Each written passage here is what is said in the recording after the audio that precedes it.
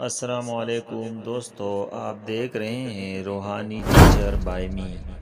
دوستو، آج میں آپ لوگوں کے ساتھ قبولیت دعا کی شرائط شیئر کر رہا ہوں۔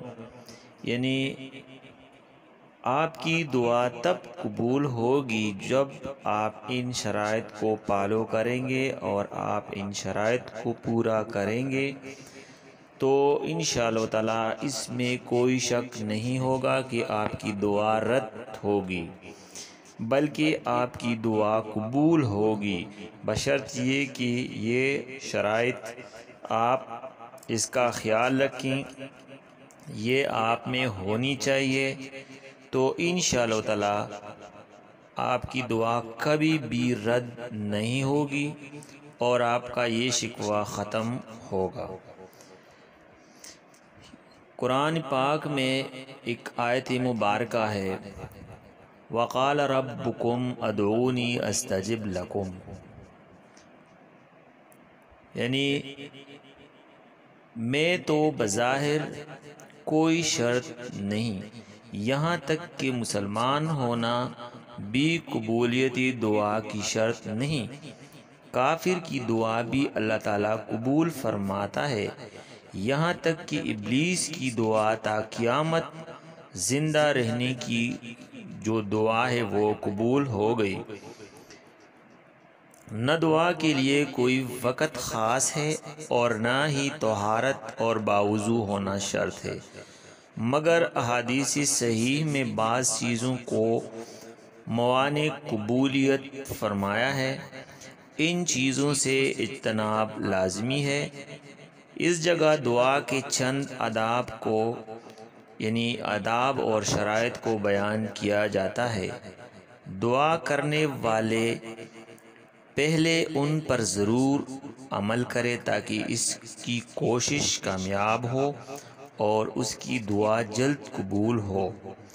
پہلی شرط جو دعا کے لیے ہے وہ یہ ہے کہ ایمان کامل کے ساتھ اخلاص بھی ضروری ہے، یعنی صرف اللہ تعالیٰ ہی کا خیال دل و دماغ اور زبان پر ہو، غیر کا خیال ذہن میں نہیں ہونا چاہیے، شرکیہ افکار ذہن میں نہیں ہونے چاہیے، کیونکہ بلا اخلاص کے کوئی عمل قبول نہیں ہوتا۔ اللہ تعالیٰ قرآن پاک میں فرماتے ہیں، لَن يَنَالَ اللَّهُ لُحُومُهُمَا وَلَا دِمَاؤُهُمَا وَلَكِن يَنَالُهُ التَّقْوَىٰ مِنكُمْ، یعنی اللہ کو نہ ان کا گوشت پہنچتا ہے نہ ان کا خون، لیکن ان کے پاس تمہارا تقوی پہنچتا ہے۔ اور فرمایا، وَمَا أُمِرُوا إِلَّا لِيَعْبُدُوا اللَّهَ مُخْلِصِينَ لَهُ الدِّينَ، یعنی اطاعت الہی میں اخلاص کا حکم دیا گیا ہے، اور فرمایا، فَادْعُوهُ مُخْلِصِينَ لَهُ الدِّينَ، اللہ تعالیٰ کو اخلاص سے پکارو اور دعا کرو۔ اور حدیث پاک میں ہے، انما الاعمال بالنیات، یعنی سب کاموں کا دار و مدار نیت پر ہے۔ اللہ تعالیٰ غافل دل کی دعا قبول نہیں فرماتا۔ رسول اللہ صلی اللہ علیہ وآلہ وسلم کا ارشاد پاک ہے، اللہ تعالیٰ سے دعائیں کرو، قبولیت یقین کامل رکھتے ہو اور اس بات کو اچھی طرح سمجھ لو، اللہ تعالیٰ غافل اور کھیلنے والے دل کی دعا ہرگز قبول نہیں فرماتا۔ دوسری شرط جو ہے وہ یہ ہے کہ آپ کا کھانا پینا پہننا وغیرہ حلال و پاکیزہ کمائی کا ہو، اگر حرام کی آمیزش ہوئی تو دعا قبول نہیں ہوگی۔ حدیث پاک میں فرمایا ہے، یعنی پراگندہ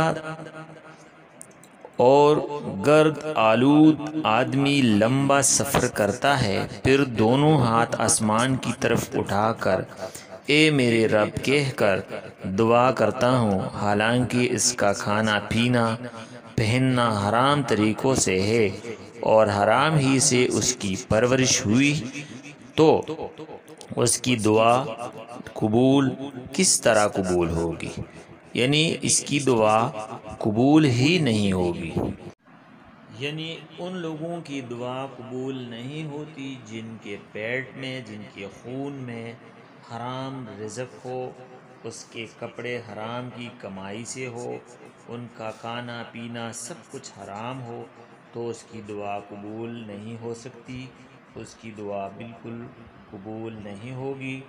تیسری شرط جو دعا کے لیے ہے وہ یہ ہے کہ دعا کرنے والا جھوٹ بولنے، مکر و فریب کرنے، قمار بازی، شراب نوشی، حسد، تکبر، کینہ اور غیبت اور چغلی جیسے گناہوں سے پاک ہو۔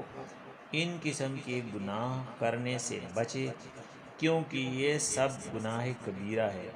قرآن و حدیث میں ان کی بڑی بڑی برائیاں بیان کی گئی ہے، اور ان گناہوں کی نحوست دعا کی قبولیت میں ایک بہت بڑی رکاوٹ ہے۔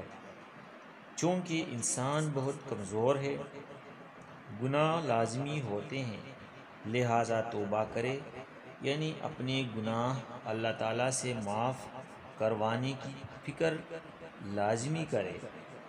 اگر آپ ان تینوں شرائط پر پورا اترتے ہیں تو بے شک آپ کی دعائیں رد نہیں ہوگی، اور آپ اچھے صدق کے دل سے اور پورے اخلاص سے اور پورے ایمان کے ساتھ دعا کریں۔ جب بھی آپ دعا کریں انشاءاللہ تعالیٰ وہ دعا کبھی بھی رد نہیں ہوگی، اور وہ دعا فوراً قبول ہوگی۔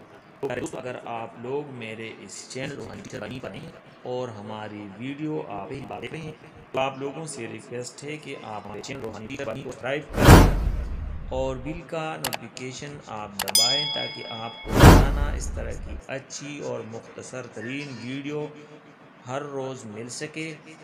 اور اپنے دوستوں رشتہ داروں کے ساتھ ان ویڈیو کو، اس چینل کو آپ لازمی شیئر کر لیں۔ Thank you for watching. اللہ حافظ۔